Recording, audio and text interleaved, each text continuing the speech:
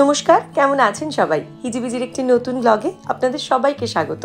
আজ আপনাদের সাথে ফেব্রুয়ারি মাসের দ্বিতীয় সপ্তাহের গল্প করব। ফেব্রুয়ারি মাস মানেই একটা ভালোবাসায় ভরা মাস।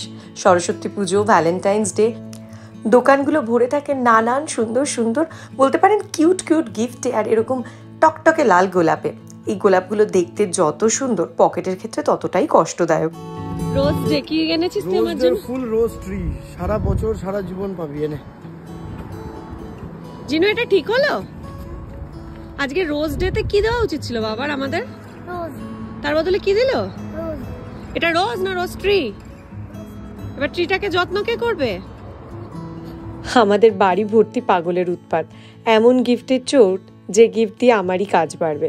আসল কথা গিফট টিফট কিছুই না। আমরা সপ্তাহের মাঝামাঝি একদিন বাজার করতে যাই, তো বাজার করতে গেছিলাম, সেই দিনটাই রোজ ডে পড়েছিল আর আমরা এই গোলাপ গাছটাও কিনেছিলাম।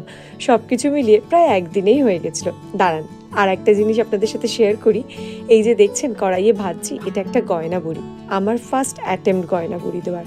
আসল কথা, সরস্বতী পুজোর আগে রসবড়া বানালাম না, যখন বিউলির ডালটা বেটেছিলাম তখনই কিছুটা তুলে রেখেছিলাম, সেটা দিয়েই এই কেরামতিটা করেছি। খেতে কিন্তু খুব ভালো হয়েছিল, কিন্তু বুঝলাম যে আর একটু বেশি ঘন যদি হতো ডাল বাটাটা, তাহলে গয়না বুড়িটার সুন্দর ডিজাইনটা থাকতো। যাই হোক, আর কি করা যাবে। তবে আমি কিন্তু চেষ্টা চালিয়ে যাব, কোনো এক না একদিন একটা সুন্দর গয়না বুড়ি আমি ঠিক দেবই দেব। এই যে জিনিসটা আমি মাখছি, হয়তো অনেকেই চেনেন, আবার অনেকে চেনেন না। এটা হচ্ছে কাঁচা আমলকি ভাতে আলু সিদ্ধ, লঙ্কা, সর্ষের তেল দিয়ে মেখে শীতকালের দুপুরে এরকম একটা পাতলা ডাল, তার সাথে এরকম একটু আমলকি ভাতে, একটু বড়ি, একটু পাঁপড় ভাজা আর একটা ডিম সিদ্ধ। এটা যেন একটা উপাদেয় খাবার। এরকম একটা সিম্পল খাবার কিন্তু আমাদের সবসময় মনের তৃপ্তি করায়। মুখে অরুচি হলে এই আমলকি ভাতে দিয়ে পাতের প্রথমে যদি ভাত খাওয়া যায়, মুখের রুচিটা অনেক ফিরে আসে। আরও একটি মজার জিনিস আপনাদের সাথে শেয়ার করি।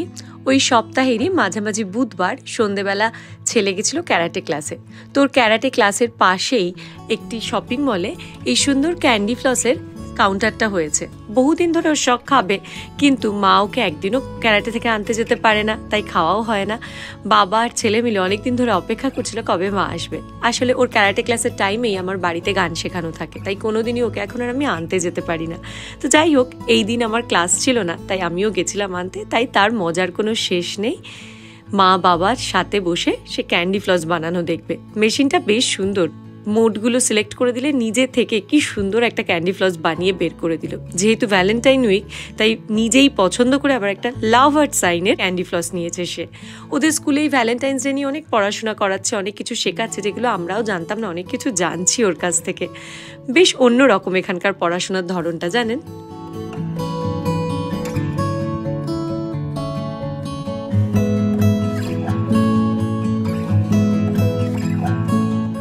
আমাদের 14 ফেব্রুয়ারির গল্পে প্রচণ্ড ব্যস্ত একটা দিন ছিল। সারা দিন প্রচণ্ড অফিসের চাপ, ছেলের 2-3টে অ্যাক্টিভিটি ক্লাস।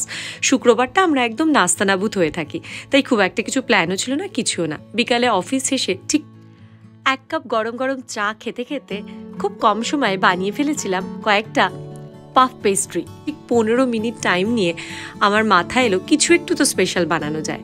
তাই ঘরে ছিল কয়েকটা বেশ শুকনো হয়ে যাওয়া আপেল, সেই আপেলগুলোকে দিয়ে একটা খুব সুন্দর আপেল টার্ট পেস্ট্রি টাইপের বানিয়েছিলাম।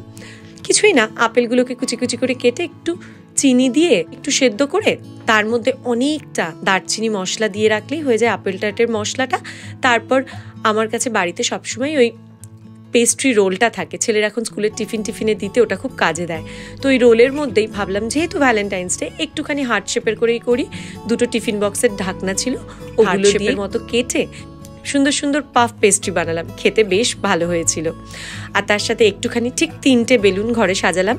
এই পুরো কাজটাই করেছি আমার ছেলে যখন অ্যাথলেটিক্স ক্লাসে গেছিল, ওকে একটু সারপ্রাইজ দেবো বলে। বাড়ি এসে তার তো মজার কোনো শেষ নেই, সে মজার ভিডিও আপনাদের সাথে শেয়ার অবশ্যই করব। এই ছিল মোটামুটি আমাদের ভ্যালেন্টাইন্স ডের গল্প। ও যদিও সঞ্জীব আমাদের রাত্রে খেতে নিয়ে গেছিল, এটা স্পেশাল কিছু না ভ্যালেন্টাইন্স ডে বলে। শুক্রবার করে সারা সপ্তাহ অফিস কাজকর্মের চাপে আমাদের ঘাড়গুলো যখন বেঁকে যায়, শুক্রবার রাত্রে মাঝে মধ্যেই আর রান্না করতে ইচ্ছা করে না, তাই আমরা টুক করে চলে যাই আমাদের বাড়ির আশেপাশের কোনো একটি রেস্টুরেন্টে। তবে এবারটা সঞ্জীব একদম প্ল্যান করে নিজের মতো করে একটি রেস্টুরেন্টে বুক করে রেখেছিল, কারণ এইরকম ভ্যালেন্টাইন্স ডে বা কোনো স্পেশাল ডে রেস্টুরেন্টে টেবিল পাওয়াটা বেশ দুষ্কর, তাই না?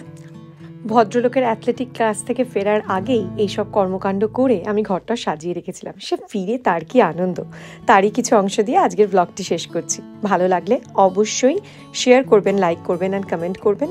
ভালো থাকবেন, দেখা হবে পরের কোনো ভিডিও নিয়ে। টাটা।